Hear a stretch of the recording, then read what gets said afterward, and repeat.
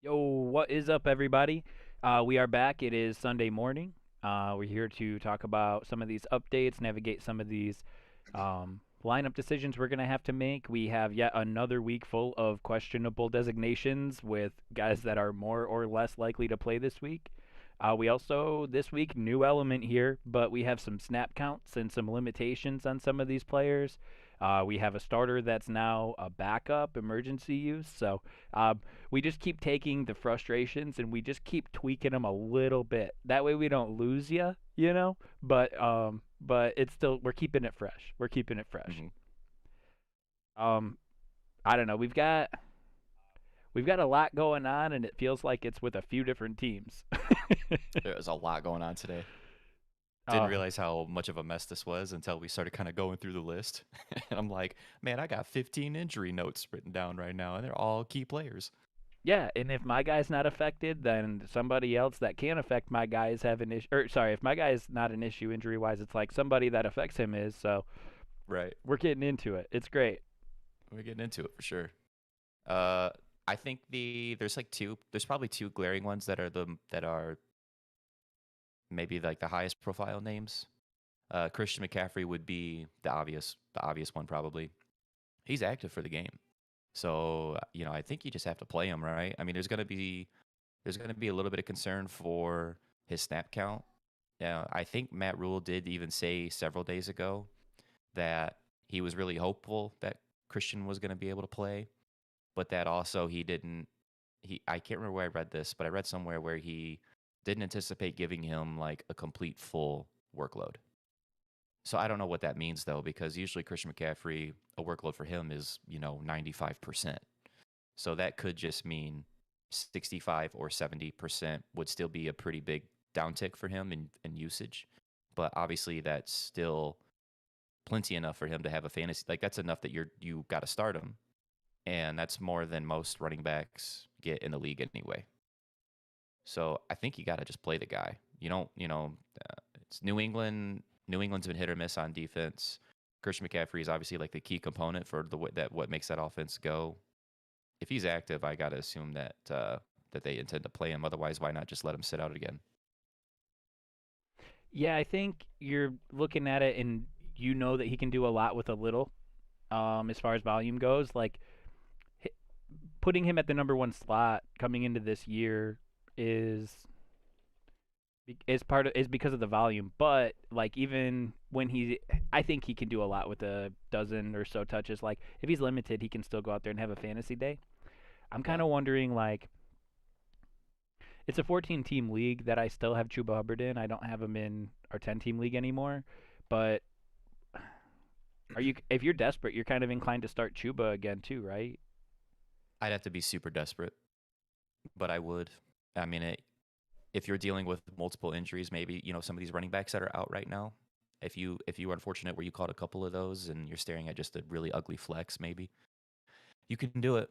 You can play him. He's probably going to get at least a handful of touches. But the thing is, like we don't know if that's 4 or if it's 12 touches. Like I just don't know.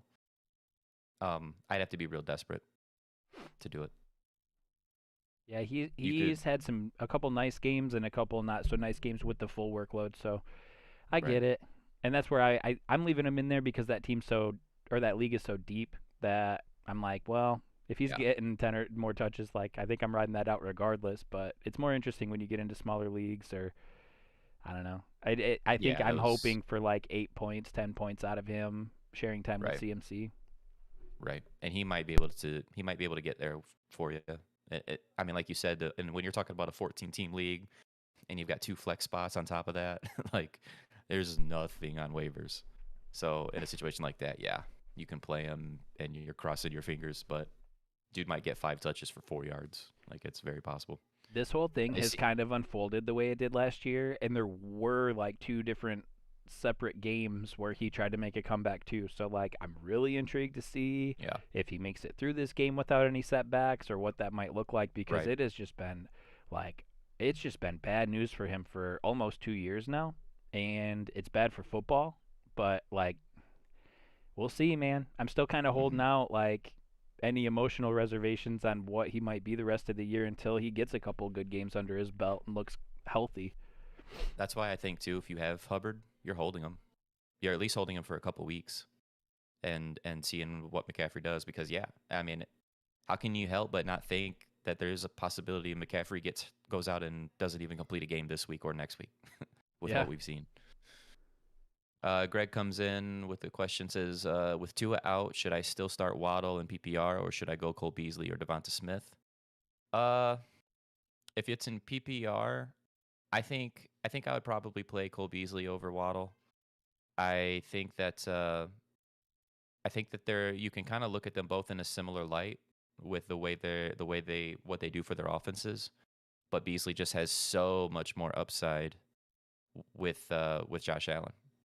And Knox is out again, so I feel more confident with playing Cole Beasley. You got to know that with that Buffalo offense, like last week Emmanuel Sanders didn't have a single catch, which is crazy because he's been so involved. But what that just tells you is that can happen with those Buffalo wide receivers. Like there's going to be games where not all three of those wide receivers get things done for fantasy. So like, is there a possibility that this is Sanders' week and Cole Beasley takes a back seat? That's possible. But I'm still going to go with all that upside that Beasley does provide. So I probably play him. Devonta Smith, it's tough. They're playing the Chargers, and they've got a good secondary. And I'm worried about Jalen Hurts. Yeah, I just don't think much of him as a passer. I love Devonta Smith, the player, but that's where I'm at. What would you do with those three, Dub? Yeah, I'm going Cole Beasley too. He's been on a heater since Knox went out. Brissette played a little bit, couple games already this year, and didn't really provide much for the receivers. Devontae Parker adds a little bit of added interest in Waddle, but I'm still waiting until Tua is healthy. It sounds like he should be good to go next week. It doesn't seem like it's a thing that Tua could play if the cards unfold right today. So it's not that he can't play football. I think he's close. So I'm just giving it one more week. We're gonna roll with Cole Beasley and move on. Devonta Smith, I like the player a lot, but the Chargers have been pretty good against the pass and pretty bad against the run. So I think Jalen Hurts' value comes on the ground this week for sure. It seems like it's just a clear path. Yeah. All three those guys are capable of having a good game this week, though. Like you might end up no matter who you start, you might end up happy. Yeah. But I just want to be tied to Josh Allen right now. The dude's on fire. So who were we discussing? We were talking about CMC. We could probably move on. Hopkins and Murray. Seems like both of them. It seems like Hopkins. It seems like it's all but sure that he's not going to play, and there's a little bit of hope for Kyler, but that doesn't even sound like a good situation either. It sounds more likely than not that he won't be active. They're going to try both these guys out in pregame, and then they're just going to take it from there. So we're not going to know. Maybe here in the next 30 minutes we'll have our answer on that, and then maybe we can just kind of talk about it more then. But if in the moment right now, I don't want to play DeAndre Hopkins, and I think if you have Kyler and he's active, you're probably going to play him, because if you have him, it's probably not that likely that you were stashing a second quarterback, or you pick somebody up just this week as a fill-in in case Kyler doesn't play, and the person you picked up, you're probably not feeling really confident in either. So I think if he's active, you'll play him. But I am, of course, really nervous about it. And if you had a second option that was pretty decent, I'd like to sit Kyler if I could. Yeah, I mean, there's a couple guys that you might have drafted late that would still be interesting to me over Kyler. Because, I mean, we're expecting him to go out there with either a very banged-up Hopkins or no Hopkins. And A.J. Green's already been ruled out, too. I think they have some other weapons that could make it interesting, but Kyler's going to have to change the way he plays, too. So it's an ankle injury, and that takes a lot of what he does away. So, I mean, if you drafted somebody a little bit later, a couple guys that I like if you just happen to have, Joe Burrow or Matt Stafford, which ideally you probably would have got some trade value out of him by now, but he went late enough that it's possible you have both. I mean, even maybe a choices. Yeah, it's just I mean, but those are the two that stand out to me. The rest of it's probably taking care of itself, and those are the guys you had access to. Jalen Hurts is up to quarterback 4 in our fantasy league right now. I don't like it, but the Chargers are offering some production on the ground too. I think that one's a little bit closer for me, but that's also somebody I'd think about if I just had him on my bench. Like I'm thinking about starting Jalen Hurts this week.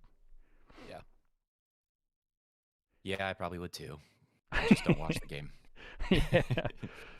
Just check the score. Just put your phone away till about, 3:45. Pull it out, Yep. take a look. Yep. Oh, 19 and a half fantasy points. Right on. He's thrown for 40 yards. Some guys I'm not messing with that you could have on your bench. I'm not touching Kirk Cousins in Baltimore. That's not happening for me. I still think I'm starting Kyler over him. Yeah, I think I would too. I That do. seems like prime Christian. Just like that seems like the exact type of game where he would suck, where he would just bomb for your team. Yeah. Another guy that's had a lot of hype lately. The Raiders are playing in New York against the Giants. The Raiders' offense is about as healthy as they've been all year. Josh Jacobs is off the injury report. Darren Waller's had some time to kind of reset from some excessive volume week one. But it kind of also feels like a little bit of a trap game. You got Las Vegas coming up to New York. It's November, so I'm probably going Kyler Murray over Derek Carr too, I guess is what I'm getting at. But I think the Raiders feel like primed right now. It's kind of a hedge, I guess, but like I think the Raiders are feeling like they could put up a really nice day, but it also has that like trap game element to it that I'm a little worried about. I completely agree. I think that feels like a trap game too, but I do think that I would probably still. I think if I was staring down that decision, I would probably play Carr over Kyler. It has just as much to do with his lack of weapons as it does his Kyler's injury on top of that. True. Just playing, just no AJ Green, likely no D Hop. And if D Hop's active, what are the chances he's going to be out there for a full complement of snaps? Doesn't feel very likely. True. Yeah, because you were saying he came off last game. Yeah, I mean he had like early in that game last week, Hopkins had one really nice route that he ran, a 50, it was like a 55-yard catch, I think. Came off the field and then didn't come back in until at some point in the second half. He ran a slant route, got that ball, came right back off the field, didn't play the rest of the game. So like I just, I'm really worried about that. He didn't practice the entire week. It's a hamstring. I don't want it. I don't want to mess with it. I mean, I can tell you guys where I'm at. I've got D Hop, and I'm probably playing Kadarius Toney or Jalen Waddle over him this week, even if he's active. And I don't like that. I don't like hearing those words that are coming out of my mouth, but that's probably where I'm at. I think this one's for you. DJ Moore, CMC at flex. Man, I would play CMC. I just think he's, DJ Moore, the player, big fan. He's been really good this year, but I'm sure if you have DJ Moore, he's slowed way down on his production over the last month or so. It has a lot to do with, it has everything to do with Sam Darnold's play.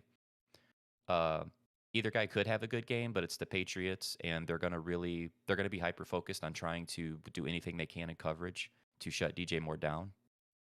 And I just think McCaffrey, I can see a lot of routes that he runs this week. I could see a lot of dump-offs for him involved in the pass game. And he's just if he's healthy enough, if he's right, and obviously that's the part we don't know, but he's active and he's going to play, so I'm going to assume that, at least for right now in this moment, he feels pretty good. He's such a good running back. He's such a good player. I can't not play him. Interesting added element here, right? Stephan Gilmore moved from the AFC to the NFC, and 4 weeks later, he's playing his old team, and that could have taken 4 years to unfold. So, yeah, pretty interesting. Gets to play against his old boys for the last 4 or 5 years. That's going to be interesting for him. Also, a great reason not to play Jacoby Myers this week. No, I would not want to. But Carolina's defense is not bad, and then obviously Gilmore really helps him out a lot, even more. I think that in that honestly that Patriots offense, like I want to play Harris, but outside of him, I don't really want to play any of those guys. No, Hunter Henry was getting there for me, and then he got a little banged up, and that kind of slowed that momentum down a little bit. But he was starting to get into that territory for me. Making some prime catches too, man. Like diver in the end zone. Dude was looking Hmm. looking legit. Yeah, it was. So another big one is James Robinson. He is officially out. He is not playing in that game. So that means it's going to be the Carlos Hyde show. And that's against Buffalo, so that's not exciting. But Carlos Hyde did have 8 targets last week. 8. Uh, and that was after Robinson went out of the game. And James Robinson, when he's been playing, he's been active in the passing game. I mean, especially for him, like I don't think anybody expected him to be involved like that. But he was pretty involved. So all I'm getting at is I think Carlos Hyde is like he could be a desperation volume play. Obviously against Buffalo, that they might not score hardly many points. There might not be a lot of that available, but if the dude can catch 6 balls, and I mean between that and whatever he gets on the ground, he's probably going to be an okay play. He's And gonna you have just more pray that opportunity for catches this week. That game's gonna be a roll. right. I mean, you talk about playing Hubbard today, like still going to go ahead and play him as a desperation. Like I'd probably rather play Hyde than him, just as an example, just purely off the volume. Cole Beasley or DJ Moore? Man, I have DJ Moore in my main league, and I'm definitely a bit nervous about that game today because not only Sam Darnold's decline in play, but also his health. He is active. I'm just that guy. I have to play DJ Moore over Cole Beasley. I just can't bench DJ Moore for him. But I might be the wrong one to ask because I do have DJ Moore. I think that'd be a better question for Dub. we were just asked earlier about would we play Beasley, Waddle, or Devonta Smith, and I think we both went with Beasley. So we like his chances today. But Beasley's biggest Beasley's biggest issue with production today is going to be if that game gets out of hand early, which it really could. I think Buffalo sure. has shown that they will continue to run their offense even if they have a lead. There's going to be a little bit of mercy, I think, that comes into play with today's game script. But that would be my biggest concern with Beasley. And then Darnold, who has already kind of had an issue and faded a little bit, has this shoulder injury. And so it has me a little more concerned with DJ.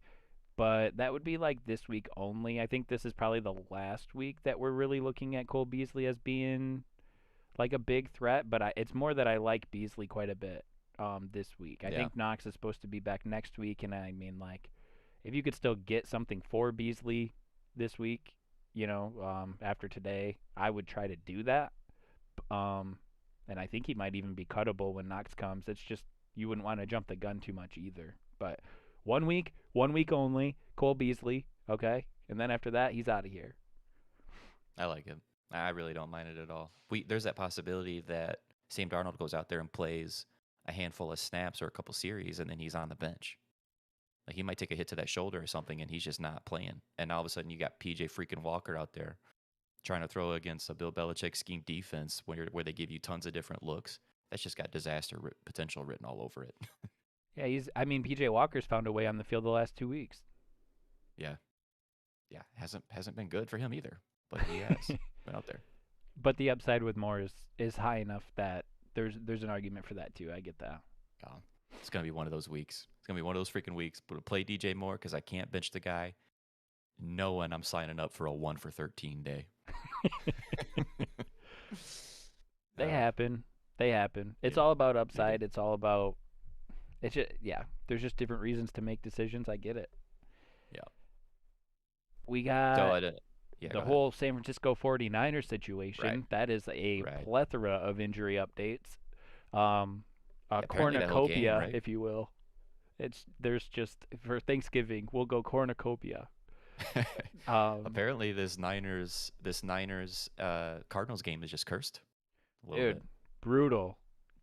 But the Niners are getting quite a few guys back, so things are looking good for them. Kittle's coming back. They gave him an IR stint. I didn't get the feel he was playing through some of this already, so I think the 3 weeks was more of a cautious approach than a necessity, which I think is great for Kittle. I wouldn't be surprised if he went out there and like just put all of the concerns to rest this week. It might not happen, but I think he's had more than enough time with the way it felt going into the IR stint to be healthy, legitimately healthy this week. We've got Elijah Mitchell and Debo Samuel. They are both, it sounds like they're going to play, but that they might be capped on their snap counts, that they might want to use those guys a little more sparingly. So that's a little bit Yeah. of an issue, too. And then you've got Jeff Wilson activated, too. So Elijah Mitchell's been pretty good lately, but he's now a little banged up. And then you've got Jeff Wilson coming back, who the last time we saw him looked great. And it just becomes an even thicker mess. Jeff Wilson sounds like he's going to be eased in, so he's not really looking to take a full workload.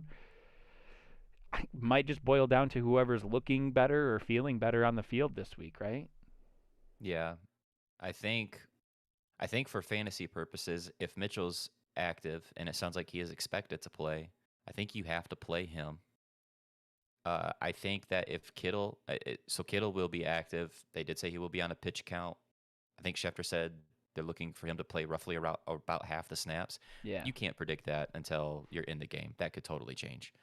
Based on how the game goes, he could play less or a lot more than that. I don't really think we can really. I don't think that holds much water.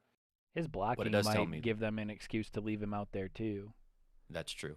Yeah, I think it just totally depends on just how this game goes. For Kittle, it would depend on what other tight end I have, because obviously if you had Kittle, you've had some other plan during this stint where he's been out. So if you picked up one of those tight ends that had a couple good weeks and have stayed pretty hot, like you have Dalton Schultz who had a down week in the previous week, but he didn't have Dak with him. If you picked up a Dalton Schultz, would you play him over Kittle this week? And it's a wait and see situation. I think I might consider doing that. Just not to play with the risk of it, but and then just wait and see if you can afford to. But I'm also going to play George Kittle over the Mo Alley Coxes of the world and stuff like that too. I'm just going to go ahead and play Kittle and hope. Hey, you go easy on him.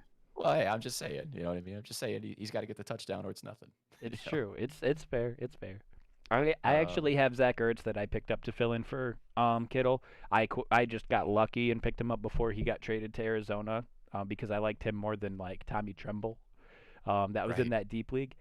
I think I'm still starting. I am still starting Kittle over Ertz, but I really like Ertz rest of season. It's just that we saw the one nice touchdown grab his first week there, and we haven't really seen too much else. So I'm still gonna go Kittle over Ertz this week, but with the Hopkins injury, with AJ Green being on the COVID list, like I think Zach Ertz could have a really nice game this week. It's just more that we haven't seen it yet, and so I'm gonna ride Kittle out. Plus the injury to Debo. I mean, it's either Ayuk gets a bump or Kittle.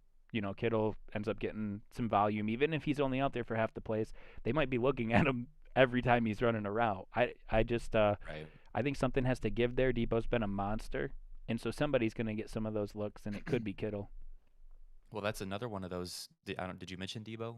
He's got his calf injury that he's dealing with. Yeah. And he's supposed to play in this game. But Kyle Shanahan said a couple of days ago that the calf injury is worse this week than it was last week. It's getting worse. And he was limited in practice this whole week, Debo was.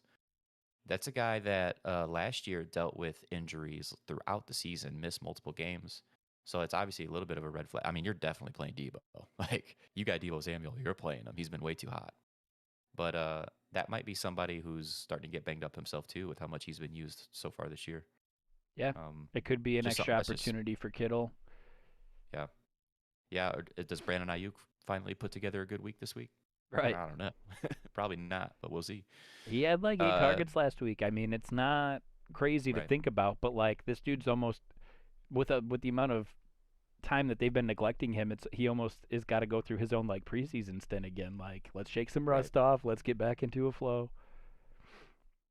Tech with a couple questions: Keenan Allen or Julio Jones in a PPR for flex? I probably will play Keenan Allen. Julio Jones is active. Julio's going against that Rams defense. They're a better defense than Philly. That's who Chargers are playing. And the thing is with Julio, like, I just don't want to put him in my lineup until I can see him have a complete game, finish a game. Like, how many times has he went out in the games, got hurt during the game, and had to come out for a little while or for the rest of the game? It's just risky. I think Keenan Allen's safer. I'd rather play him, especially in PPR.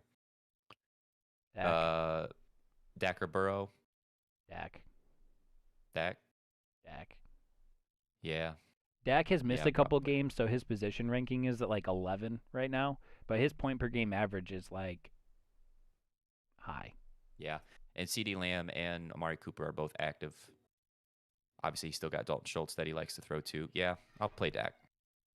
Marquise Brown or DJ Moore. I'll go with Hollywood Brown on this one this week. We have concerns about Sam Darnold's effectiveness this week with his shoulder injury that he's obviously got an issue with, and the Patriots secondary I've already mentioned a couple times, but I think they're going to put a lot of attention on DJ Moore and they're going to do their best to try to focus on him and shut him down. I also am not afraid at all of Minnesota's defense, and that's who the Ravens are playing this week. So I'll play Hollywood on that one. He's been real rock solid all year. I agree. I would go Brown too. I think Minnesota's defense has the personnel to defend Lamar a little better than most teams, but they've been susceptible to traditional offenses, so we'll just have to see how that plays out. And Brown's been really good. Yeah. The Keenan Allen question over or Julio is interesting Yeah. to me. I've noticed a little bit of buzz brewing over the last week and a half about Philly's pass defense. They're getting a lot of credit because their zone defense has been effective fantasy-wise in holding receivers, and I don't know. I mean, like they played Detroit last week, and Detroit doesn't have any receivers, but they did have a little bit of a on paper they were actually looking pretty good Mhm. as far as slowing down receivers and their production. So I mean I get that, but I don't know. Philly's still Philly, and I think some of it was just more about who they were playing and circumstantial stuff. So I'm not really fearing Philadelphia's defense, and I know there's some buzz brewing for complementing their defense, but I'm not there yet. It's more than anything, it's my just complete lack of confidence in Julio's health. I mean, he's off the injury report, so seemingly he doesn't have a problem right now, but we know that's not true. We know there's something. Yeah. There's always something with this dude. Uh, of course he's capable of having a big game. I mean, it's Julio Jones.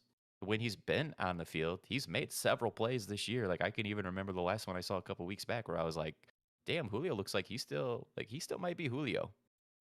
But it's injuries all the time. These injuries, and then playing that Rams defense. Like I don't know who Ramsey's going to be on. He'll probably travel at different times and be on him and AJ Brown.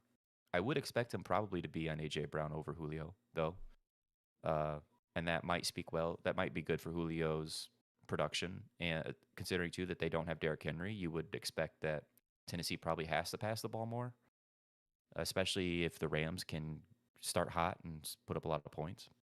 Like there's reasons to be optimistic for him. But Keenan Allen has been maybe not as good as we were hoping, but he's still been really rock solid. He had a good game this last week in a game where the Chargers couldn't do shit. They sucked that entire game. They couldn't do anything. Keenan Allen still had like 70-something yards and a touchdown. So He's been good. I'm gonna.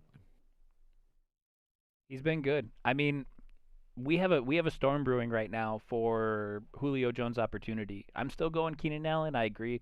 Like, Yeah. I don't like Philly's pass defense the way that some other people do, but when you look at Julio, a very interesting storm kind of unfold. Perfect storm scenario. Derrick Henry's not there. AJ Brown has demanded attention with his play over the last 2-3 weeks. So it's like, if you're shading AJ Brown, which you should be doing, Julio's over here kind of like, it's kind of what you were picturing in the offseason with these guys on the field, but I almost think in a way Derrick Henry not being there gives Julio an additional opportunity, and I'm really interested to see what he does. I'm not investing in it as far as like in my starting lineup over someone like Keenan Allen, but I am paying close attention, and I want to see how Julio handles this opportunity. The Right. big bummer from a football standpoint is that Derrick Henry obviously is very good, but the Rams have been susceptible to the run this year, and that hasn't been the case over the last 4 or 5 years. Like they've been one of the elites against the run. Like they were the Tampa Bay run defense before the Tampa Bay run defense. That's not the case this year, so it's also a little bit of unknown as far as like, is the Rams run defense bad enough to give up yards and production to Adrian Peterson and Jeremy McNichols? Because like Derrick Henry can force production against anybody, but like, are they bad enough to where these other guys can fill in and also, pose that run threat. And Right. I think in fantasy, you're looking at your running back against the Rams defense, and Rams are listed as like 24th in the league for stopping fantasy production to the running back position. So it's like, okay, well, I just don't think they're very good, and it sounds weird, but Brockers was a big part of that defense. I think he was fading, and they wanted to get what they could out of him, and that's how he ended up in Detroit. But he was still good in run support, run defense. And Aaron Yeah. Donald's playing on the edge now, so it's a little bit different out there. And I do think those running backs have some success today. I don't think it's something that hurts Julio or AJ Brown. I think it's going to be, like you said, more about like where Ramsey ends up and how they manage all that. Right. Julio, Emmanuel Sanders, and Melvin Gordon. I wish I could recommend playing Emmanuel Sanders this week, and I probably should. He's been great, really, for the zero expectation that everybody had for him coming into the season. He's been great. He just had that dud last week. He had no catches, and really, for not any reason that makes sense. He just simply just wasn't that involved. And he's got a great matchup this week, but I think I'm gonna play Julio over Emmanuel Sanders this week, and Melvin Gordon. I just can't.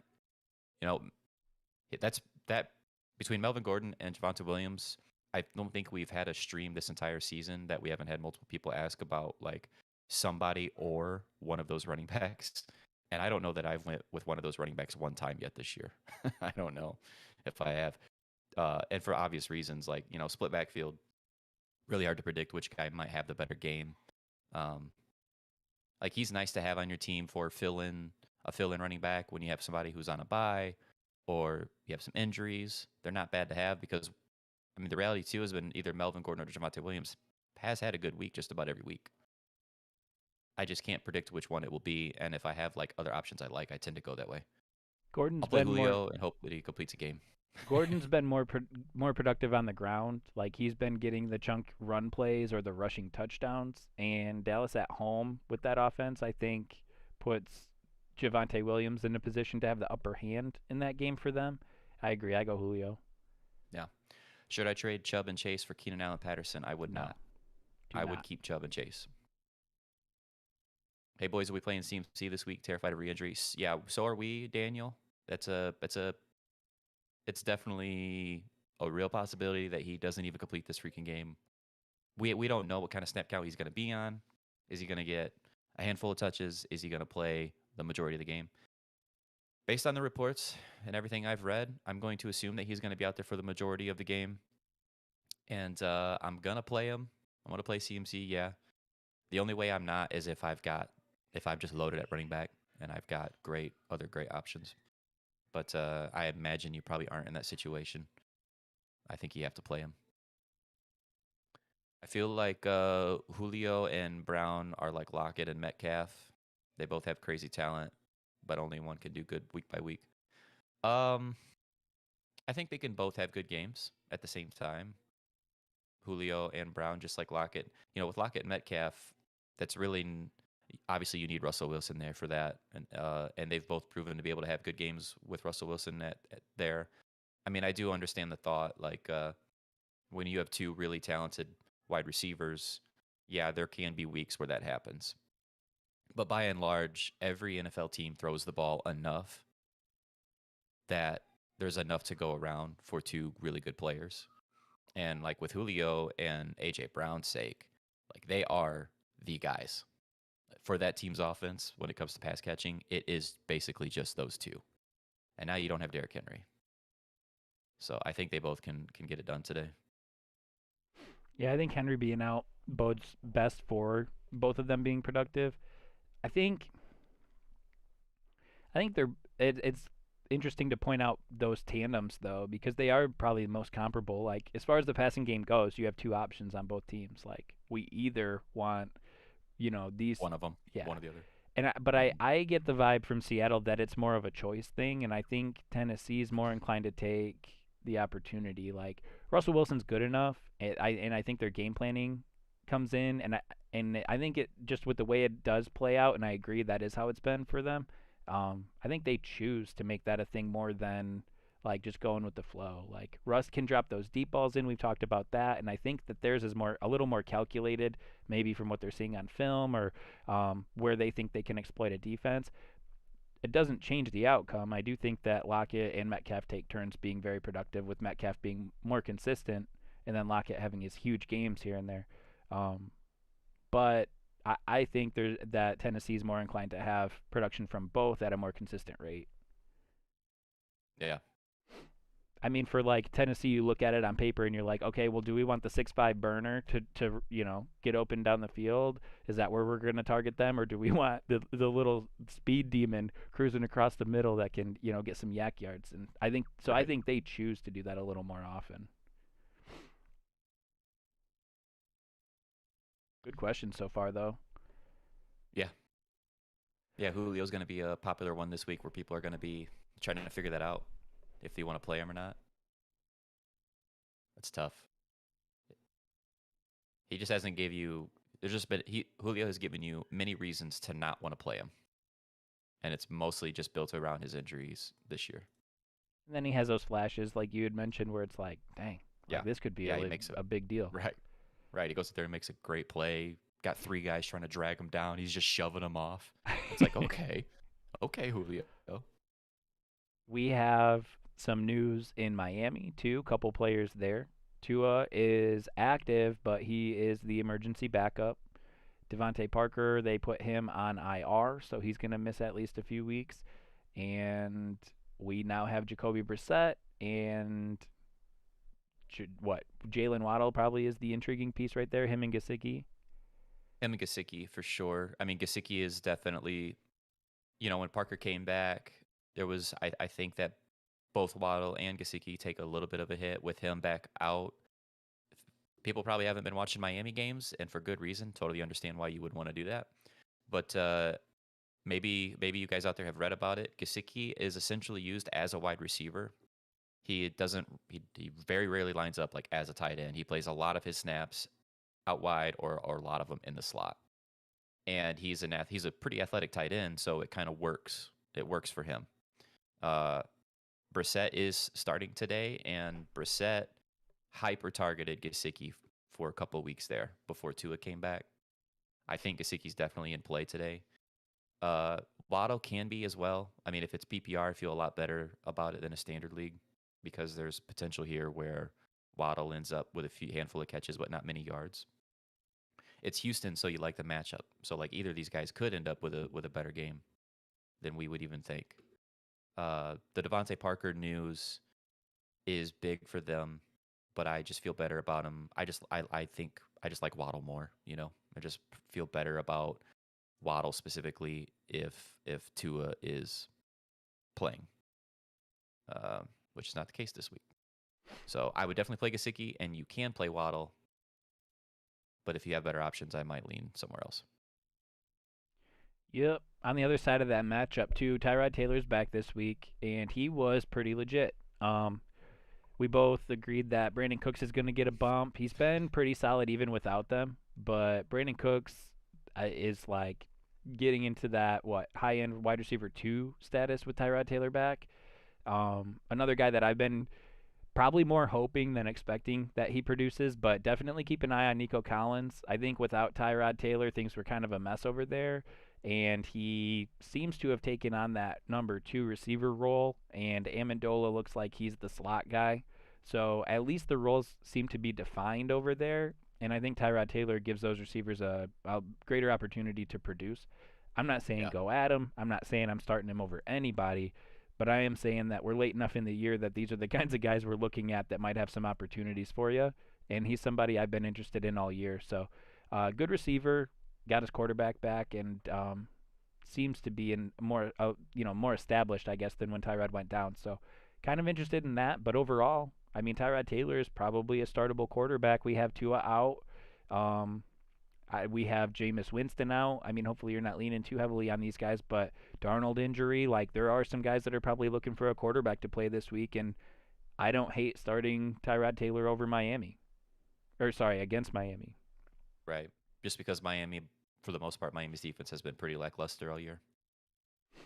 Yeah. So yeah, I can understand that. I think there's potential here for Tyrod Taylor to just blow up in your face. Like I think there's that possibility that we could see bad Tyrod Taylor just because he's been out. It's not like he's really played a lot of football this year at all. But that little bit that we did see in that game, that first game, was surprising. Like he did look really good, played really well. You got to feel good if you got Brandon Cooks as well. That's definitely the case there. But Ruggs or OBJ this week? I'd probably go a different direction. I'd probably play like Ray Rice instead. But if you have to choose just between those two, I'd probably go with OBJ. If you play Ruggs, you might just be guilty by association. You might, I don't know, your team might all end up locked up in prison or something. Yeah, I just think the matchup there, they're gonna lock him down. He's not really gonna be. He's not getting free anytime soon. So Ruggs yeah, is going to be locked down this week. yeah, yeah. If we're just speaking in terms of freedom, like, oh, I think Ruggs is gonna get locked down. OBJ's heading into free agency. Gotta go OBJ. Interesting detail. I was gonna bring this up before we started streaming, because the Lions are so bad. They have first waiver claim, like first priority.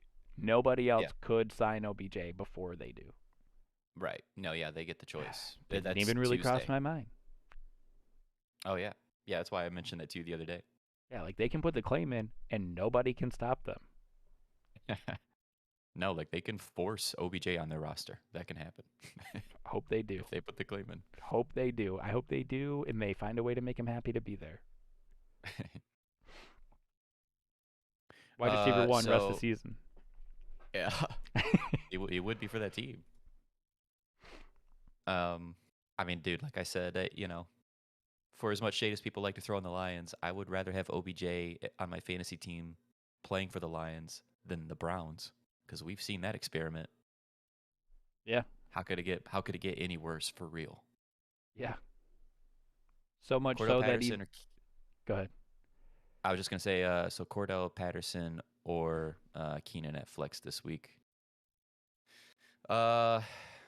It's almost impossible for me to not play Cordell Patterson right now. Like we're just continuing to ride this wave with him every week. It seems like every week he finds a way to score. And of course Keenan Allen's a nice option. You must have a pretty loaded team if one of those guys is going to end up on your bench this week. But I just cannot sit Cordell Patterson right now. Got to play the guy. Yep. Saints D's pretty good, but they've got Trevor Siemian's their starting quarterback. I think it could be worse for them, but I actually feel a little better about Patterson with the Saints quarterback issues.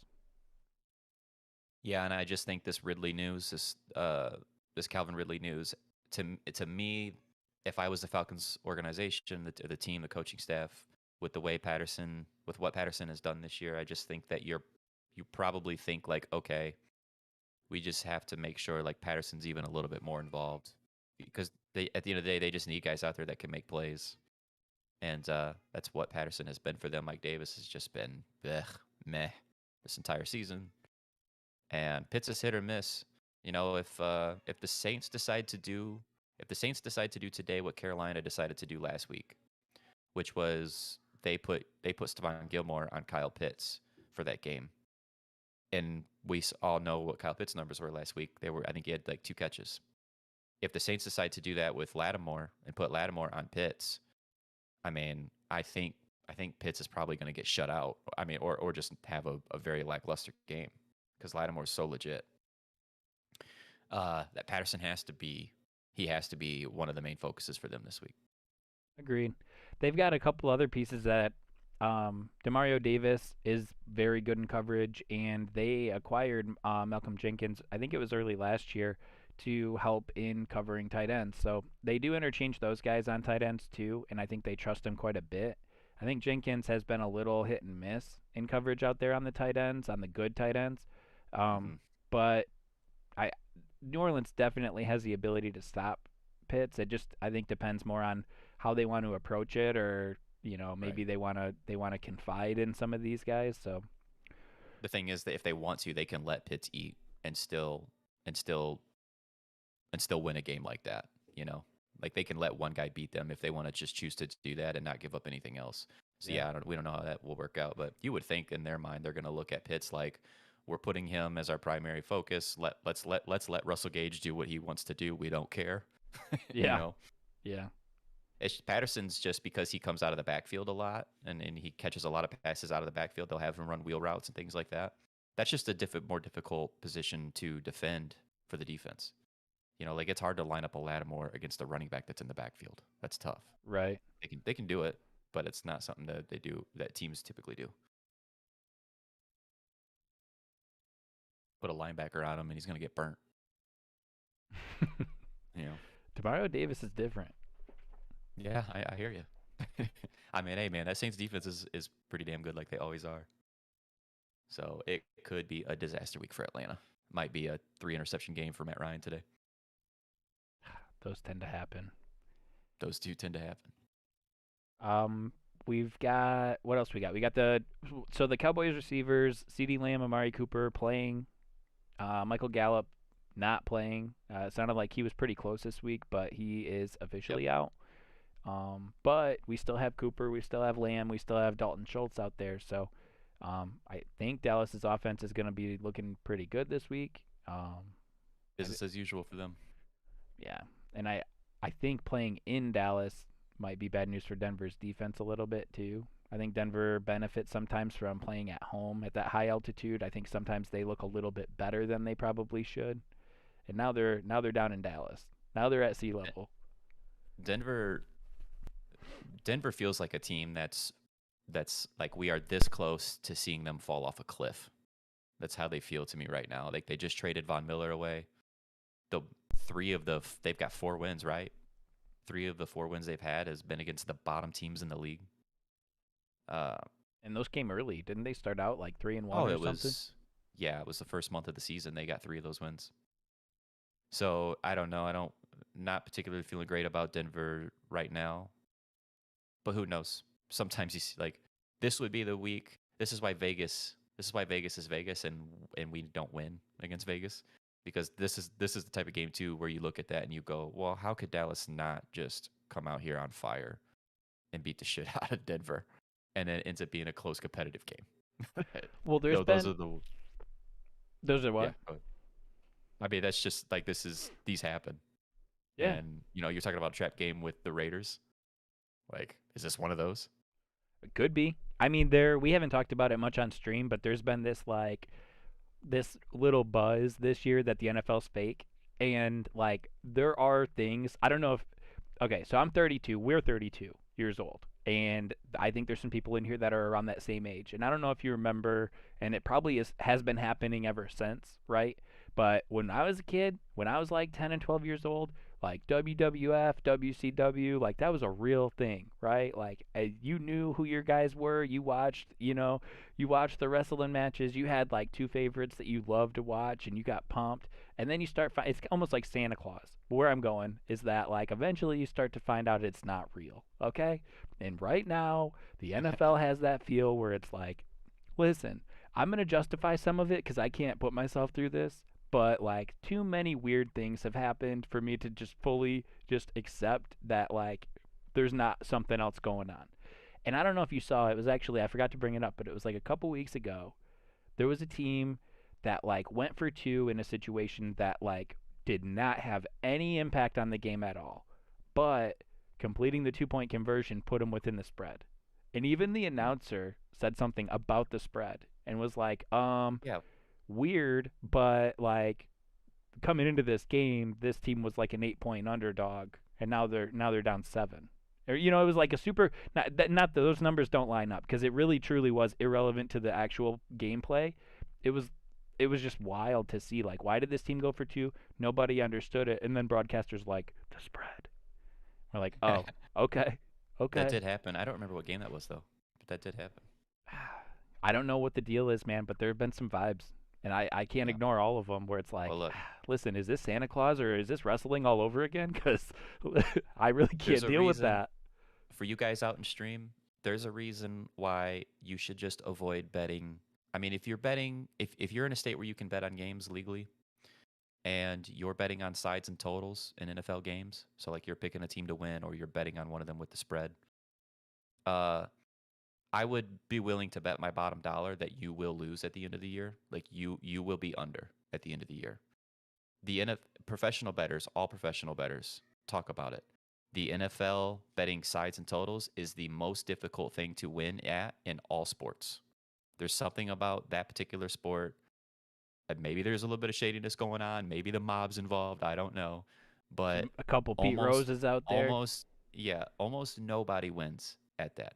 And I mean like 1% of the world might come out on top. It just doesn't happen. What's the other guy's name? Tim Donaghy, that NBA ref.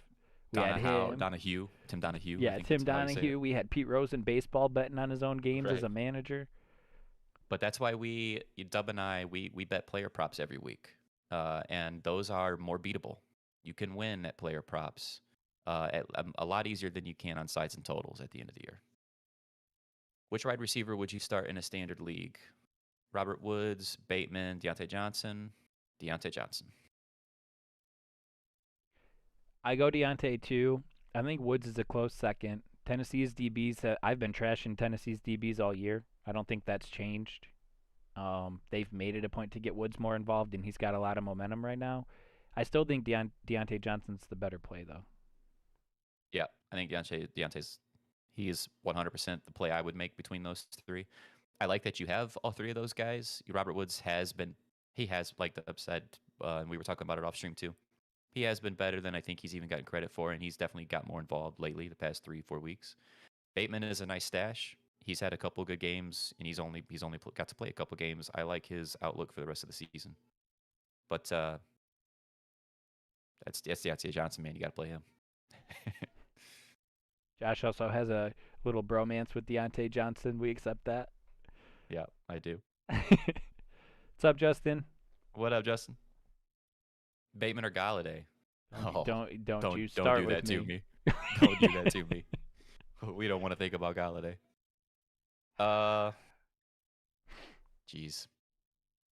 I mean, that's where we're at with it, though. That's where we're at. Here's what it is. This is exactly what that is. It is Kenny Galladay's trash.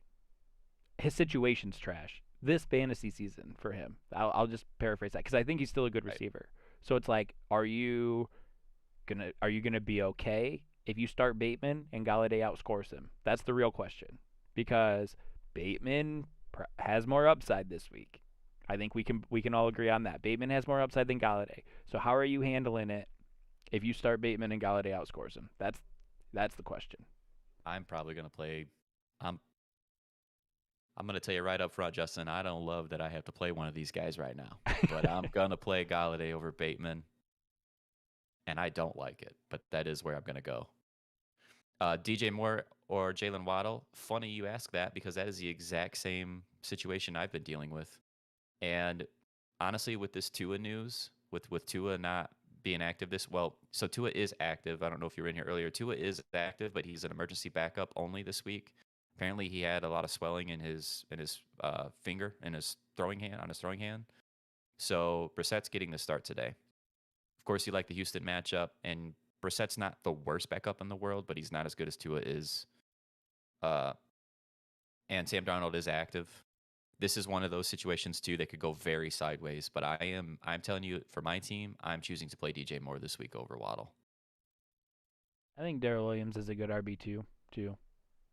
Yep, I think so. You can play Darrell Williams. Don't forget they're starting Jordan Love this week too. I actually think Jordan Love's going to have some production, partially because Kansas City's defense has been so bad. I chose him as my streamer this week because I had to replace Tua. I got sucked into that because Deshaun Watson news was breaking out and I wanted him. I have a hole at quarterback. I know this, but when the Deshaun Watson rumors started heating up, I grabbed Tua and Watson so that I could play off that. Watson didn't end up getting traded. Now Tua's hurt. So my streamer this week is actually Jordan Love. So I think Green Bay's offense is going to be similar. I mean, obviously it's going to take a little step back with Rodgers, but where am I going with that? Oh, but their defense has been pretty rough, and I just think Darrell Williams is going to be a good play. Yeah. I wanted to say, I guess what I was saying backwards is like, I don't think Jordan Love being gone means that Green Bay's offense is trash, so I don't think it's going to be like full game script Darrell Williams. But I do think that Darrell Williams is going to have enough available just from that defense alone. That's what I was trying to say. Yeah. Cousins or Tannehill? I think Tannehill's in a more sterile environment. I've never really liked Kirk Cousins on the road. I mean, he's had some pretty. The talk a few years ago was Big Ben and his splits, home and away splits, and then Cousins has a couple outliers that argue against that, but overall he's been a lot better at home. I'll play Tannehill, and just quickly, the reason why is because they are both playing defenses that you don't love starting your quarterback against this week. But Ryan Tannehill does have A.J. Brown and Julio on the field today. That's nice. I think you might see a little bit more rushing out of Ryan Tannehill moving forward without Derrick Henry. He already did that some. I think he'll do that again this week. There's even potential like Ryan Tannehill, if they have a goal line situation, Ryan Tannehill might be able to sneak one in for you on the ground. He does that often. He does. Mick Nichols will be on the field more too. Right. I'll play Tannehill. Kirk Cousins, he's got good weapons too. Cousins on the road tends to, against really good defenses, he can struggle. I have more confidence in big-time situations. I have more confidence in Ryan Tannehill showing up than I do Kirk Cousins. Plus, if the Rams are able to score a lot of points, then that's going to be good for Ryan Tannehill narrative too, because he's going to have to sling that ball. It's true. Bars, I'm looking at this, and I'm going to go – I have to preface it. I think I'm going on upside for rest of season. And I think the upside rest of season is going to be Rojo out of that list. He's the most talented guy, the guy that's proven it the most. It's just more about if Fournette goes down or not. I think if I were doing it, it'd be based on upside, Rojo, Sony Michel, P. Ryan, and then Hyde. That doesn't consider opportunity. Hyde already has some opportunity right now. We don't know what happens with Robinson, and I get that. But if I'm stashing, I'm looking at upside. That's kind of the same to me, and that's how I would rank them. I can totally agree with that as well. Sony Michel and Rojo would be my top two, and then P. Ryan and Hyde. I don't know where I would be between Rojo and Michel. I view them very similarly. They're both on offenses that can score a lot of points, and if they were the dude, they're both good enough that they can get it done. So personal preference there. If Dub says Rojo, that's fine with me. But those two to me are basically side by side as a handcuff, or well, not even really a handcuff, but just a guy to stash in case the other dude goes down. The Fins or the Chargers defense. Do you have one right off? I mean, I think Chargers. Miami's defense has been rough, and I get that it's the Houston thing, but Tyrod's back, and we were already talking about how Houston's not a role team like we thought they were going to be coming in. Yeah. If with Tyrod being in, I feel as confident about the Dolphins' defense, and they haven't been good all year. The Chargers' defense going against Philly, Jalen Hurts has potential to turn the ball over a couple times and also get sacked a couple times. And you don't love your team. You don't love playing a defense that can give up points. The Fins and the Chargers both can give up points in any given game. They can give up 30. But what you're really looking for a defense is turnovers and sacks. And I think the Chargers have a lot of potential for some of that today against Hurts. Yeah. Jordan Love, that's why I was laughing. Jordan Love is the top 12 quarterback this week. I said it. Hey man, I can't say that confidently, but what I can say confidently is the Chiefs defense. If they're not the worst defense in the league, I don't know who else would be. Yeah, well, they are so bad.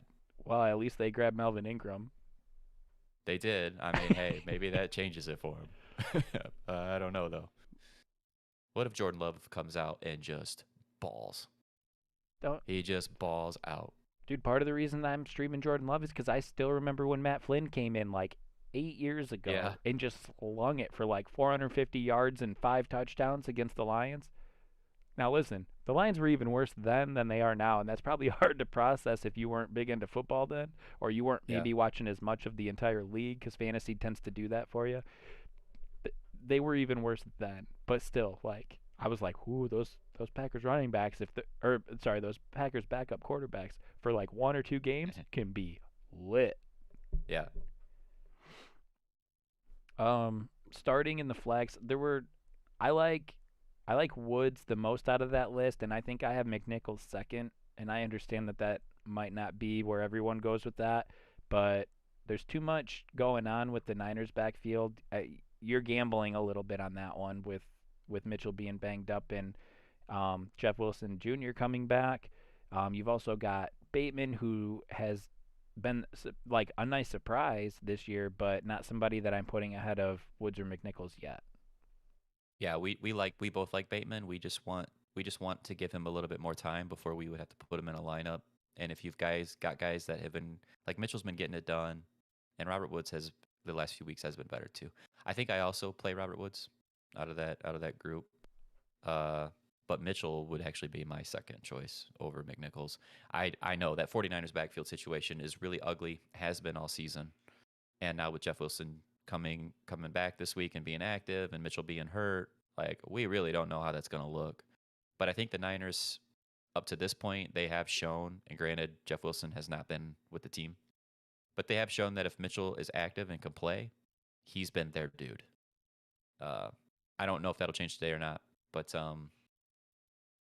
like I guess what I'm getting at is if anybody out there has Mitchell, I would play him as an RB2 or a flex. But if you're just choosing between Woods and Mitchell this particular week with Jeff Wilson coming back, I'll go Robert Woods. I might be a little biased towards McNichols too. He had my attention about a month ago, and I like what he brings to the table. I liked that he provided a complement to Derrick Henry in the receiving ability. And I know that Derrick Henry catches the ball, but like he also runs the ball 30 times a game. So if someone's offering something that Derrick Henry can't do or can't do as well, I I, I was interested in the complement and the opportunity that he might have. But now you've got Adrian Peterson and Jeremy McNichols out there. And I think that Jeremy McNichols spends more time on the field. I think that when Adrian Peterson is on the field, he's going to be. How am I trying to say this? I think when Adrian Peterson's on the field, he will have a higher usage rate because he's going to be running the ball and probably up the middle quite a bit, and he's going to try to fill that role. But I do think that McNichols spends more time on the field. Um, and as a receiving threat, it makes it interesting for me. I did say standard league, so Elijah Mitchell definitely gets a bump over McNichols in there. And we haven't really Yeah. seen how the Tennessee backfield is going to unfold, but I think McNichols is the piece to have out of that situation. We kind of wanted to touch on that. Maybe we'll get Dallas's question maybe and come back to that Titans backfield. Sure. Should you sit Hopkins? I am.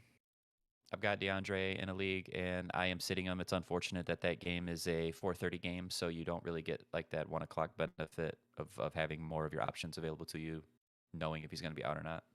But dude, a hamstring. It's a hamstring for one, and we know how serious that can be. Has a practice all week. Kyler Murray's really hurt too. Kyler might not be active. And if both of them are active, how confident are we going to be in their efficiency today with the injuries they're dealing with?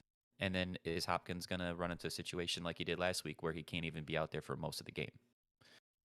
So if you have another good option to play, especially like I said, considering it's a 4:30 game, I would go with that other option.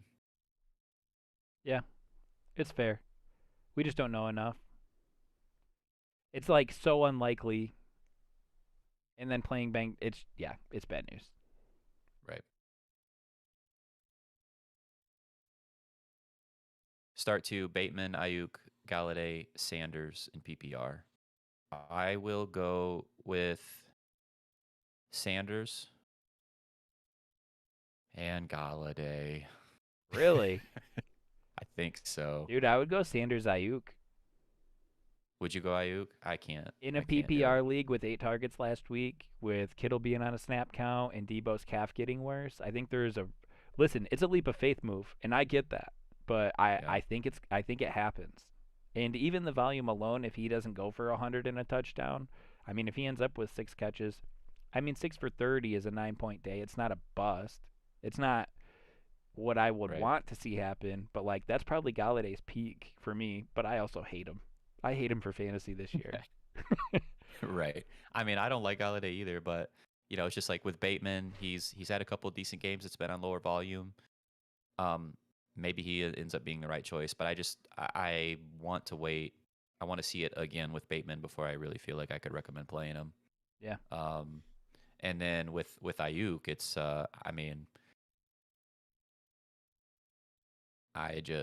he has not done. San Fran needs to prove it to me first, I guess, is where I feel that with him. And with Galladay, it's just that Sterling Shepard's out, which I think is big for the other guys, and it seems like it's going to be him and Tony that would be the main primary pass catchers today. I'm really not that afraid of the Raiders defense. And Galladay did have a couple better weeks before he got hurt. It was better than it had been in the beginning of the season. And now he's been out again, so I don't know if he's just going to be able to jump right back in and kind of pick up where they left off, or if it's going to go back to shit. But it's not like that. I love it, but between those four guys, yeah. Yeah, I mean, I Seems don't like Sanders is the only one that we are like both like, yeah, we'll play him. Yeah, and I think Bateman has some potential too. It just hasn't happened, and Right. with it being PPR, I like volume as a tiebreaker at the very least. I don't feel like I know that Ayuk's gonna break out, but I think this is a situation where if it were gonna happen, it's coming this week. Yeah. But real quick, so it's 12:53. We got just a few minutes here. Titans backfield has been one of the bigger, well, probably the biggest news, maybe even of the whole season so far. Derrick Henry's down, and he's down until probably playoff time, like real football playoff time. So Adrian Peterson, there was Darrington Evans. I brought his name up a couple times, and he was like a rookie that they drafted that was kind of like a Derrick Henry-esque type of a build. You're not going to just go find another Derrick Henry. That doesn't happen. But he also got hurt and also hit IR. So we only have Adrian Peterson and Jeremy McNichols. Adrian Peterson's brand new. Adrian Peterson didn't find a team for a while. I think he still has enough juice if he's around a dozen, 12 to 15 carries. I think he can still be very valuable.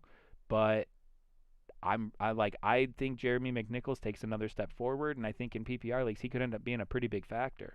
How are you breaking down this backfield, or what do you think it's going to look like? I do agree that I think McNichols can stay involved enough in the passing work. That's not AP. Like, we know that. That's not AP's thing. And it's not like the Titans throw a ton to pass to their running backs. But McNichols is obviously going to be on the field more often now. This isn't going to be one of those where they commit to AP 100% like they would with Derrick Henry. And because of that, and because McNichols is a pretty decent pass catcher, I think maybe the Titans, maybe their offense looks just a little bit different than what we're used to seeing now. Maybe they kind of adjust based off this injury. So the thing that makes the most sense to me is AP is going to be the between the tackles. He's probably going to be the goal line guy. And he could potentially be scripted out of a game. And that's what makes me a little bit nervous for him, on top of the fact that he's 75 years old and has been on the couch and all this other stuff. But I'm not trying to downplay AP too much, because he was nobody wanted to ever give him credit like with the Lions, but he got it done with the Lions as well. So I don't mind having either one on my roster if it's a full PPR league and I had to play one. Like, if it was one of those situations, I would play McNichols over AP. In a standard league, I just think it gets much closer. But we don't really know like what the workload's going to look like between these two yet. And I don't even think this week will even be something that we can take into next week either and feel like confident about, because it's AP's first week back in an NFL game. Like, if he doesn't play that much, I don't think that'll mean that that's going to be the case going forward either. It might be different this week. Thing with McNichols too is he's not a bad runner himself. He's not like some special great player, but they will run him between the tackles too. Like, he can do both. I don't think he can be phased out of a game like AP could. No, he's not going to get, like you said, the goal line or the short, like the 2 yards or less kind of stuff. That's going to, I think, all go to AP. But like every other scenario, like McNichols is eligible for and could, succeed in. Right. Well, Mike Williams, DJ Moore, or T. Higgins?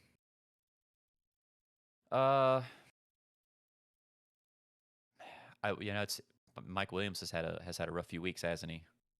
I feel like that's coming back around. I don't know if it's this week or not. I don't know, but I feel like we're Like Mike Williams is going to have another blow up game here pretty quick. I will probably play.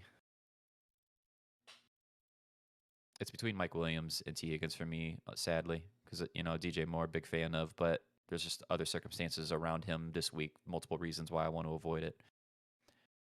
I think I'll play. Mike Williams, but I could totally see wanting to play Higgins. Is that probably where you would lean, Dub? Oh, for sure. Yeah. And they're all very good, very young receivers, and we've talked about each of them at different times for different reasons. But DJ Moore's just got the issues with Darnold and the injury to Darnold, so like that's enough to put the other two ahead. Sure. T. Higgins has not been as efficient as he was before Jamar Chase showed up, so that's been kind of a. He's still a good receiver, but I think Mike Williams has the upside over Higgins. I think Higgins' per game numbers were more interesting last year with the touchdowns too, where Jamar Chase seems to have taken a good amount of the touchdown opportunities. Yeah. The Chargers are just a weird offense because they've had these stretches, these runs where they've looked unstoppable, and then they've had a couple games where they looked really mediocre. And so I really don't have a true read, like a real gauge on where they're at. If I lean one way or the other, I think the Chargers are a really good offense. But there's been weeks where they just haven't showed up where it didn't really make sense. And part of that is Mike Williams too. Like he just had games where, for whatever reason he's disappeared, but that's fine. Like if you think T. Higgins, I can side with that too. I think he's a good play. But I like him a lot. It's that Mike Williams 150-yard 2-touchdown upside that's hard to ignore. T. Higgins was so young when he was drafted last year that he's younger than some of the rookies this year. Do you know that? Really? Yeah. I didn't know that. He's a really good player. I like him a lot. Yeah. I just hope that he might be younger than Jamar Chase. I just hope that Chase he gets back on track. Chase was like one of the youngest guys. This year? I think so. I think he was like on that same thing as like remember Juju? Like Juju was super young coming into the league, like 20. Yeah. I think Chase is one of those situations. I'd have to look.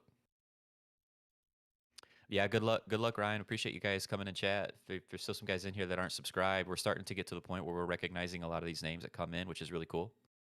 But if there's anybody here that's not sub, consider subbing. We do this a couple times a week. Try to help you guys out, and it's fun for us too. And yeah, it's about the kickoff time. Yes, sir. Chase is almost exactly 1 year younger than T. Higgins. So how young Chase is now, that was T. Higgins last year. Kind of wild. He was, Jamar and I share a birthday. But he's 21 years old. Yes. Yeah. They're going to be good for a while.